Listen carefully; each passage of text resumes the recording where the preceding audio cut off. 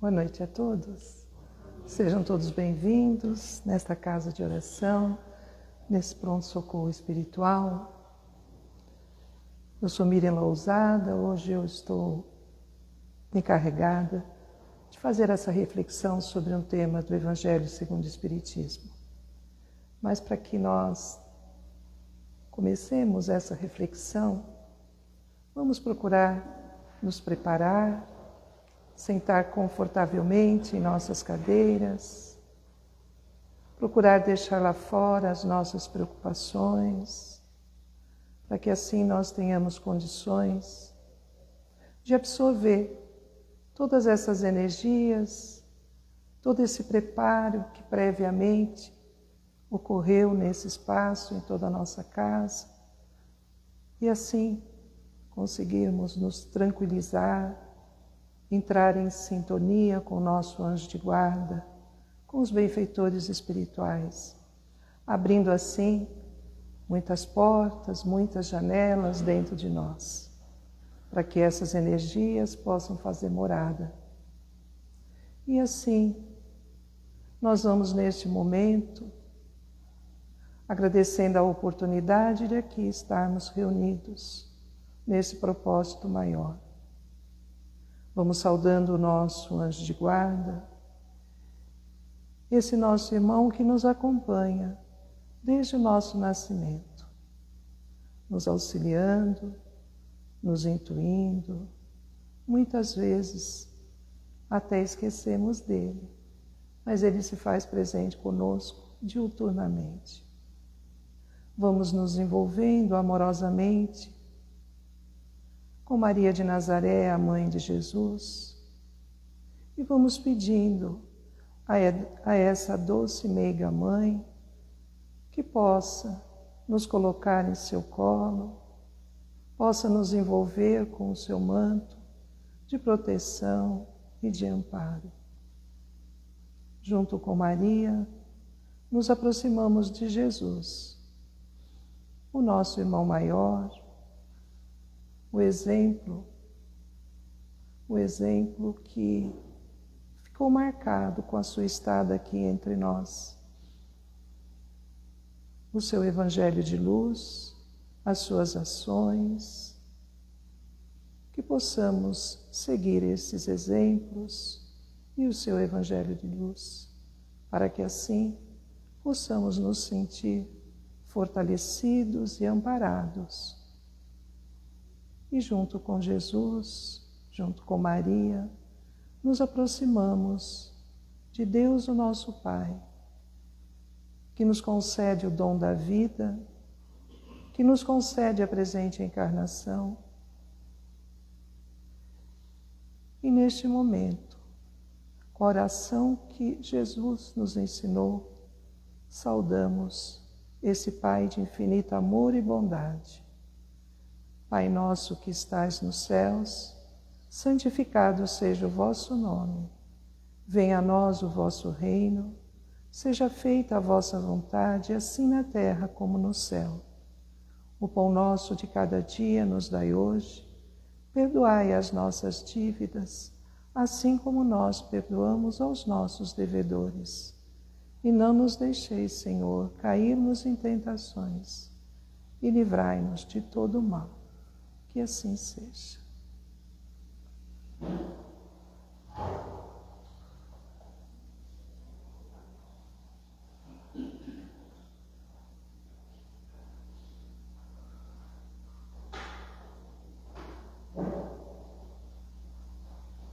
Sejam todos bem-vindos.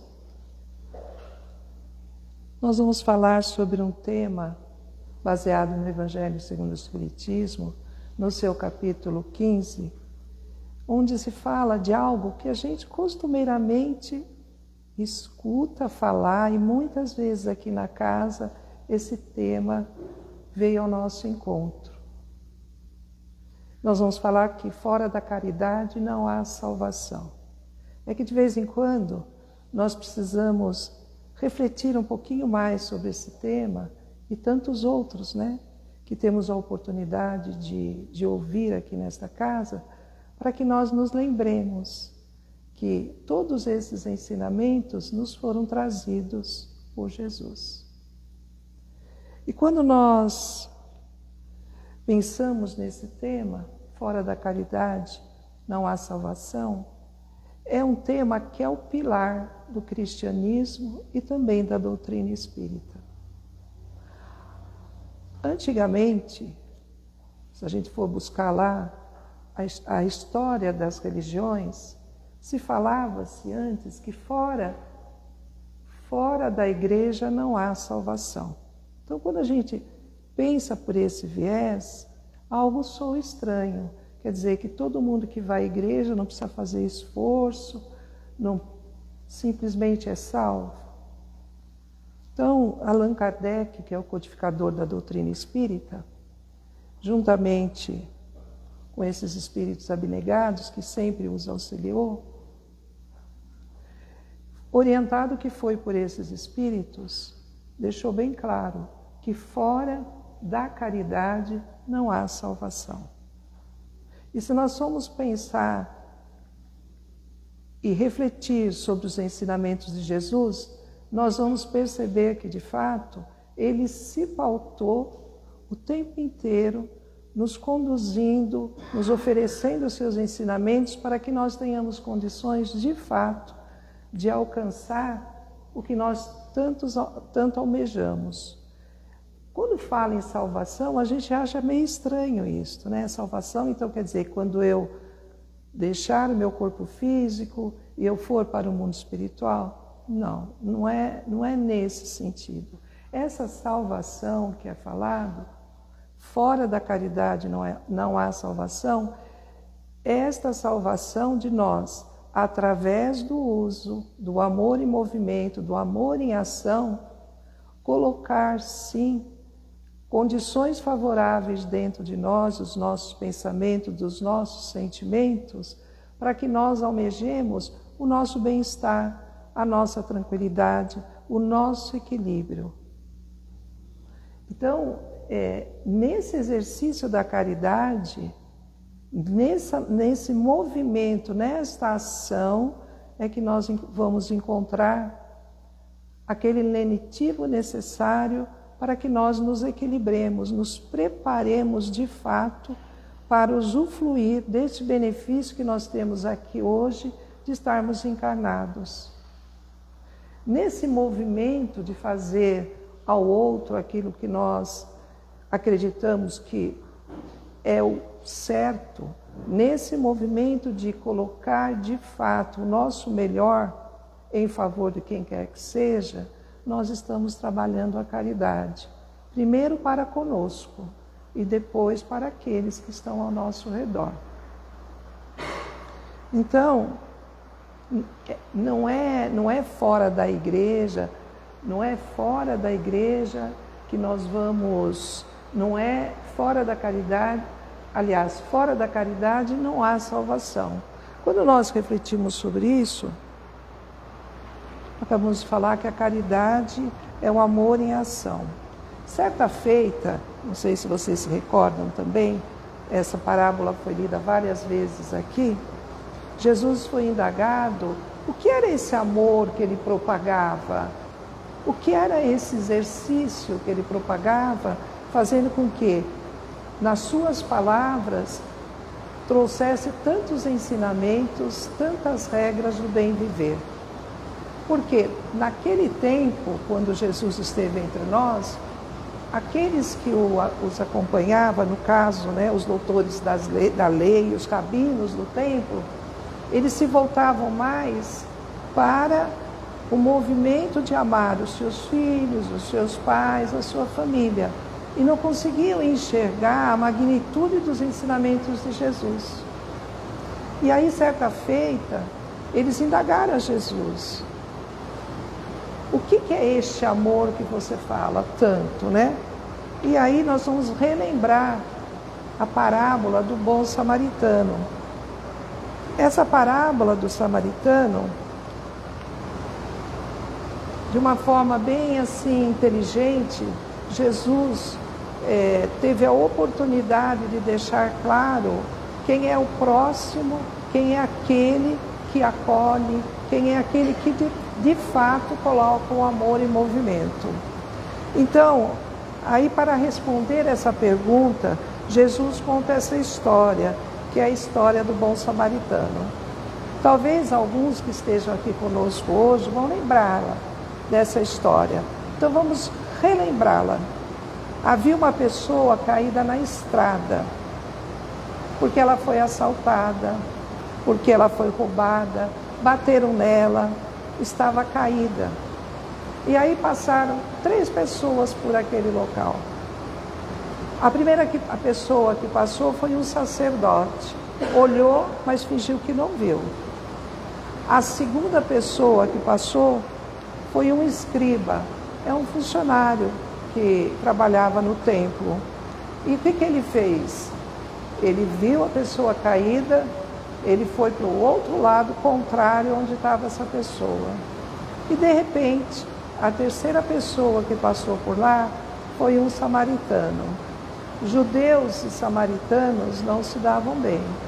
Eles tinham um problema de relacionamento, eles tinham uma dificuldade de se entenderem. E aí, vejamos como Jesus foi sábio neste momento. Os samaritanos eram um povo que não se dava bem com os judeus. E o samaritano que passa por ali, ele para, socorre, cura a ferida e limpa com óleo e vinagre. E além de tudo isso, ele leva depois para uma hospedaria e lá ele paga as despesas. Então, nessa pequena história de Jesus, nessa parábola, Jesus trouxe vários ensinamentos que são semelhantes. Fora da caridade não há salvação.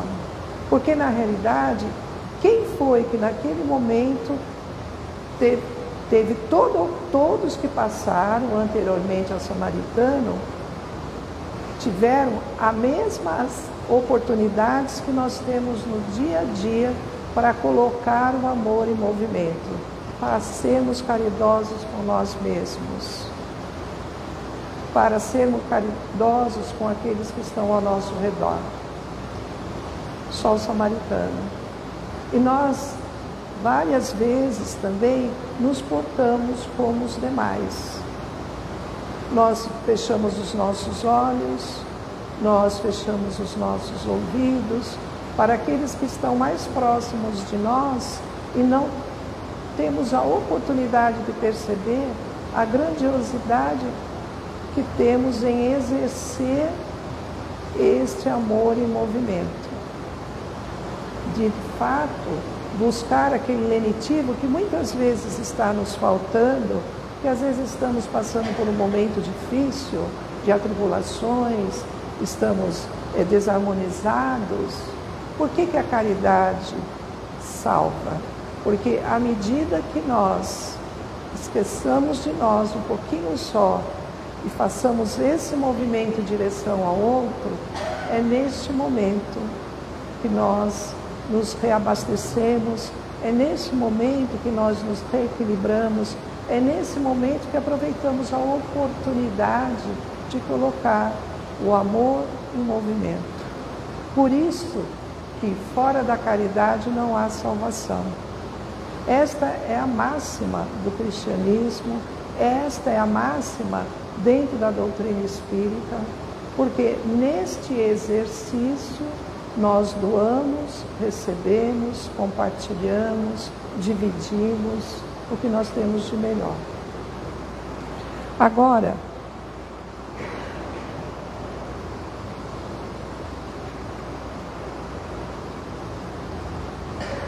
não nos esquecendo, nós não podemos esquecer que a religião de Deus é o amor.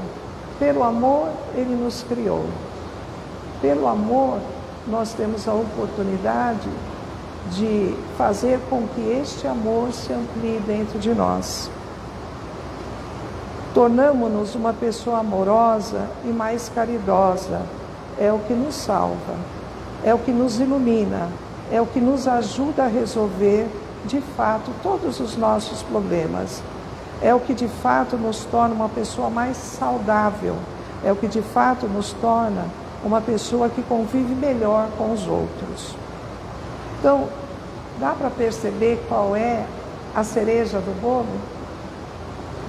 Dá para nós percebermos que quando somos caridosos, quando colocamos o amor em movimento, nós encontramos a cereja do bolo, encontramos também uma chave de harmonia, de bem-estar, de equilíbrio. À medida que nós temos a oportunidade de nos sentirmos úteis, nós, diante das situações, diante dos problemas que porventura estejamos enfrentando, nós nos abastecemos, nós nos tornamos mais fortes, nos sentimos fortalecidos, nos sentimos numa atmosfera diferente. Então, por isso que fora da caridade não há salvação. Caridade para conosco, caridade para o próximo, aquele mais próximo que estiver junto de nós. Será que isso nos cura? Então vamos pensar. Porque, na realidade, o amor, ele vai desenvolvendo em nós potencialidades que nós, às vezes, nem sabemos que temos. E uma coisa que nós não podemos esquecer, o amor nos aproxima de Deus. O amor faz com que nós nos conectemos melhor com o nosso anjo de guarda, nos conectemos melhor com Jesus. Por quê? À medida que nós temos conhecimento que o seu Evangelho é de luz, nos propicia as regras do bem viver, as regras de termos uma bússola segura, termos um caminho a trilhar para a nossa evolução. Então, todas estas formas, essas ferramentas que nos são emprestadas, fazem com que nós possamos assim nos sentir melhor.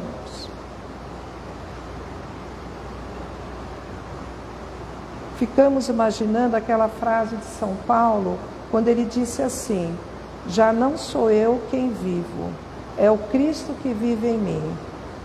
Será que nós já paramos para pensar sobre isso? É o Cristo que vem nos incorporar? Não. Somos nós que nos abrimos para esse amor, que toma conta dos nossos atos, das nossas ações, dos nossos pensamentos, que nos faz perdoar como Cristo perdoou, que nos faz amar como Jesus amou e nos ama. No fundo, é uma salvação de nós mesmos. Quando não pensamos como Jesus pensa, como não vivemos como Jesus vive, como não fazemos como Jesus fala para nós fazermos, é isso que de fato nos faz sofrer. Vamos dar um exemplo. Quando nós somos ofendidos, nós temos duas opções nesse momento: ficar curtindo, essa ofensa, nos alimentando de algo nocivo, com certeza, e aí não nos sentimos bem, ficamos tristes, acabrunhados. Esse é um exemplo. Quando alguém fala alguma coisa pesada contra nós, quando alguém nos machuca o nosso coração, nós nos sentimos também machucados. E aí o que ele nos fala?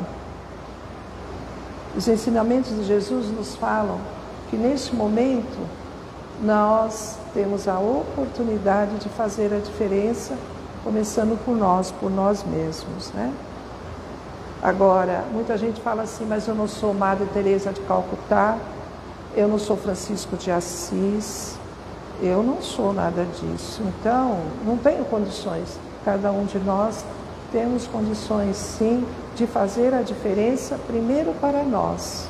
Se nós já sabemos que a ofensa nos machuca, se nós já sabemos que o perdão nos afasta do nosso bem-estar, então nós vamos fazer uma diferença, nós vamos raciocinar a respeito e procurar colocar dentro de nós situações favoráveis para que a ofensa nós possamos trabalhar melhor, que possamos dar vazão ao perdão e tantos outros exercícios que nos são que o Evangelho de Jesus nos permite refletir.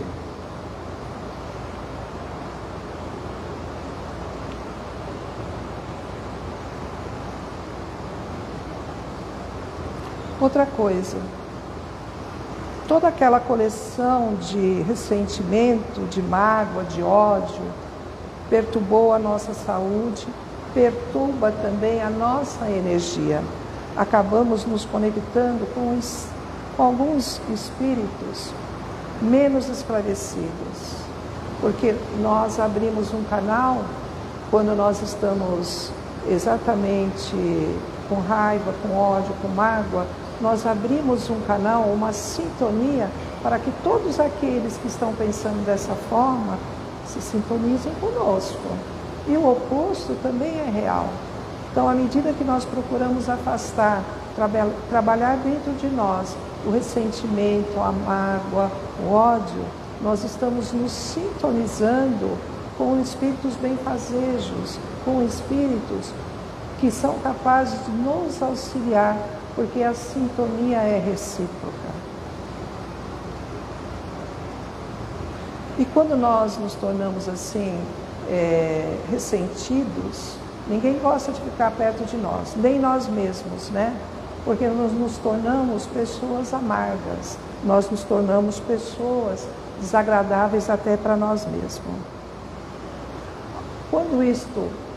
Quando trabalhamos todas essas dificuldades, nós nos tornamos mais leves, nós nos sentimos mais seguros, nós ficaremos num estágio que vai nos permitir raciocinar melhor, pensar melhor.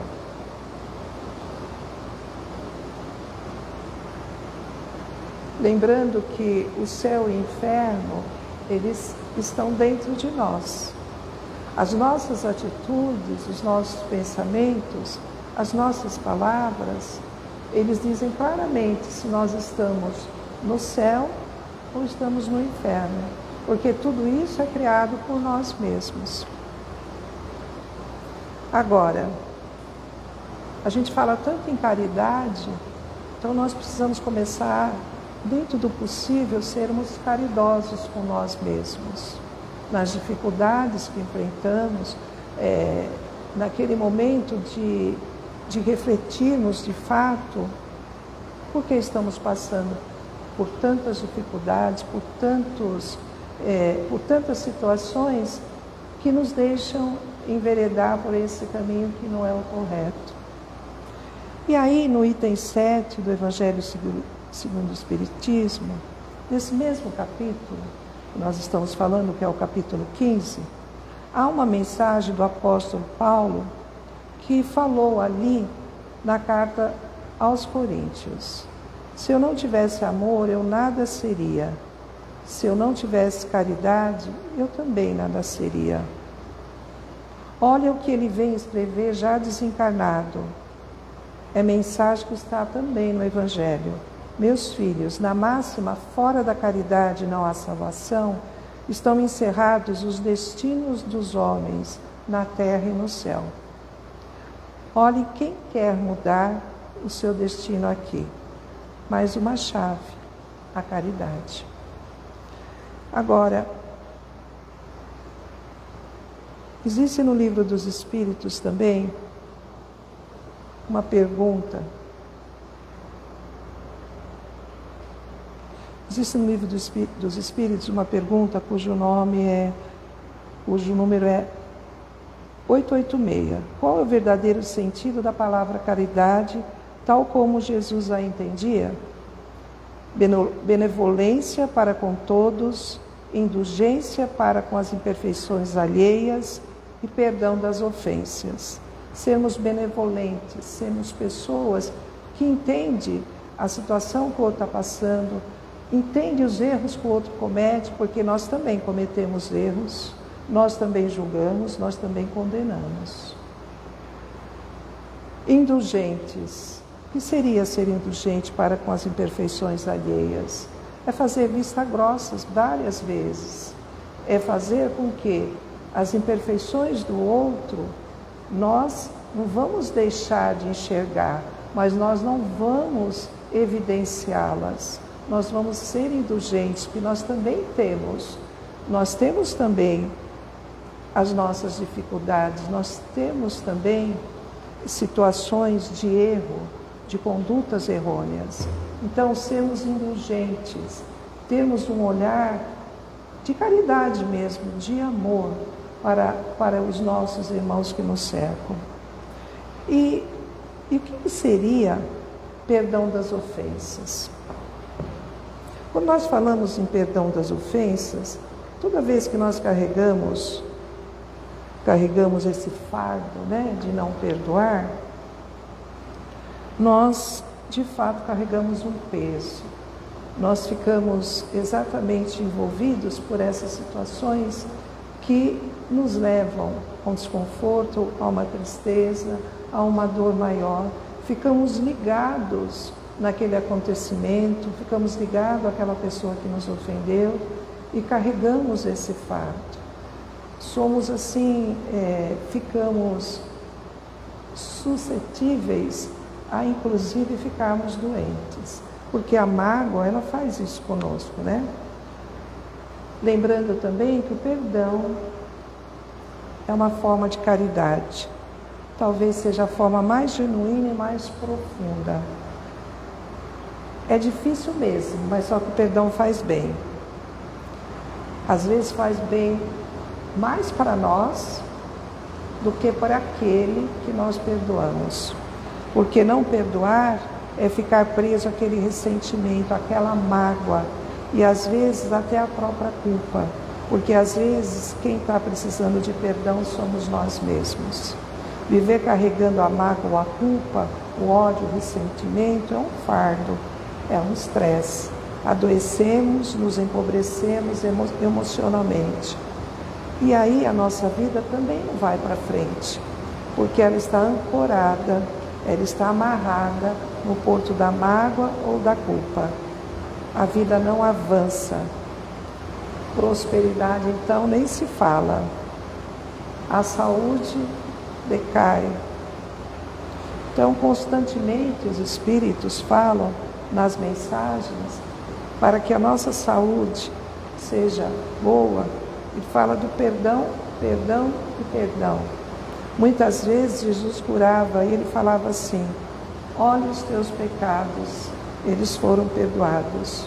Então, nessas pequenas pinceladas que nós estamos falando sobre a caridade, nós já percebemos o quanto a caridade é importante para nós. O quanto a caridade nos faz bem, ela nos salva de muitas situações. E para encerrar, nós vamos ler do livro Vivendo o Evangelho, volume 2, lá no capítulo 15, versículo 2 e 3. A caridade, tenta, é o nome da lição. A caridade é sempre solução quando alguém te incomoda. Ofensa, tenta esquecer. Desprezo, tenta a bondade. Agressão, tenta tolerar. Provocação, tenta a humildade. Mágoa, tenta perdoar. Intriga, tenta o silêncio. Ironia, tenta entender que muitas vezes nós também somos irônicos. Conflito, tenta a amizade. Insulto, tenta pacificar. Ódio, tenta o amor. Dizes que é difícil ter caridade com aqueles que te magoam. Contudo, se já conheces o Evangelho, não custa tentar. Então é isso que nós gostaríamos, se fosse possível, se vocês tiverem a oportunidade, leiam esse capítulo 15 do Evangelho segundo o Espiritismo. No capítulo 13 também é falado o que a mão direita não sabe o que a esquerda faz. Tem vários exemplos também no capítulo 13 sobre o que é a prática da caridade. E lembrando que é no meio do Evangelho segundo o Espiritismo que se situa o tema, o capítulo caridade. Então, ela margeia a caridade, margeia todos os outros ensinamentos de Jesus. E assim, nesse momento, nós vamos mais uma vez tranquilizar os nossos corações e oferecer o nosso melhor, fazendo com que, primeiro, possamos estar tranquilos e serenos, abrir os nossos corações, para que os nossos sentimentos possam fluir, os nossos melhores sentimentos de paz, de harmonia, de alegria, de saúde. E assim, vamos envolvendo o nosso planeta Terra, vamos envolvendo todos os nossos irmãos que porventura nesse momento estão magoados, estão tristes, se sentem ofendidos, para que essas vibrações envolvam a todos esses nossos irmãos, para que eles possam se desvencilhar desses sentimentos tão malévolos. Vamos também envolvendo a caixinha de vibrações, vibrando o nosso melhor para todas as pessoas cujos nomes ali se encontram, aquelas que estão nos nossos pensamentos. Vamos vibrando assim muita luz, entendimento, sabedoria. Vamos vibrando por todos os lares do nosso planeta, principalmente aqueles em desarmonia. Vibremos pelo nosso lar, imaginando pela porta principal da nossa casa a visita de Jesus, adentrando por todos os cômodos da nossa casa, envolvendo todos aqueles que porventura lá possam se encontrar neste momento, que lá deixamos para aqui estarmos. Que essas energias salutares se expandam cada vez mais, envolvendo todos os nossos vizinhos, envolvendo toda a nossa família, envolvendo aquelas pessoas difíceis do nosso relacionamento, que teimamos em acreditar serem os nossos inimigos, que possamos enxergá-los como os nossos professores diferentes. E pedimos licença para vibrar por nós mesmos, que possamos nos sentir cada vez mais amparados, fortalecidos no amor maior.